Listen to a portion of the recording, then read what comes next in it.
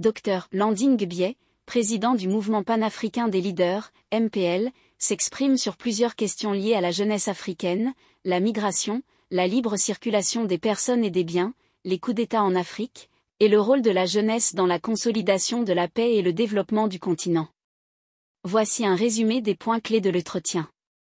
Migration africaine vers l'Europe. Le Dr Biais constate que de nombreux jeunes Africains quittent le continent pour l'Europe malgré les risques, et il trouve cette situation très préoccupante. Il exprime son chagrin face aux terribles images de migrants africains tentant de franchir les frontières européennes et rappelle les milliers de vies perdues en mer. Il souligne également les abus des droits de l'homme que subissent de nombreux migrants aux mains de passeurs, de trafiquants et de milices.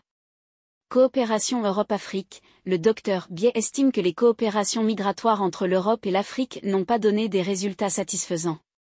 Il souligne que les dirigeants européens ont mis en place des politiques anti-migratoires pour freiner la migration irrégulière, mais il considère que ces politiques ne sont pas efficaces et que les droits des migrants doivent être respectés.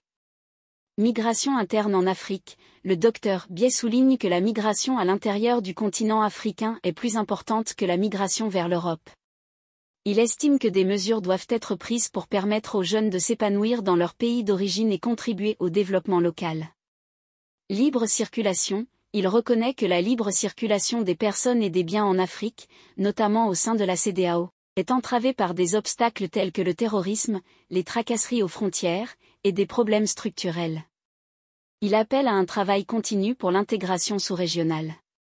5e Forum panafricain. Le Dr Biais explique que le 5e Forum panafricain des leaders se concentrera sur l'agenda 2063 de l'Union africaine, un plan à long terme pour le développement du continent. Il soutient que la jeunesse africaine, représentant environ 70% de la population, doit jouer un rôle majeur dans la réalisation de cet agenda. Rôle de la jeunesse. Le Dr Biais estime que la jeunesse africaine doit promouvoir l'agenda 2063 en s'appropriant son contenu, en le diffusant, et en plaidant pour la mise en œuvre de ses objectifs, en particulier dans les domaines de l'éducation, de l'emploi, de la santé et de l'entrepreneuriat. Coup d'État en Afrique. Le Dr Biais rejette la logique qui justifie les coups d'État militaires par l'incapacité des États à assumer leurs prérogatives.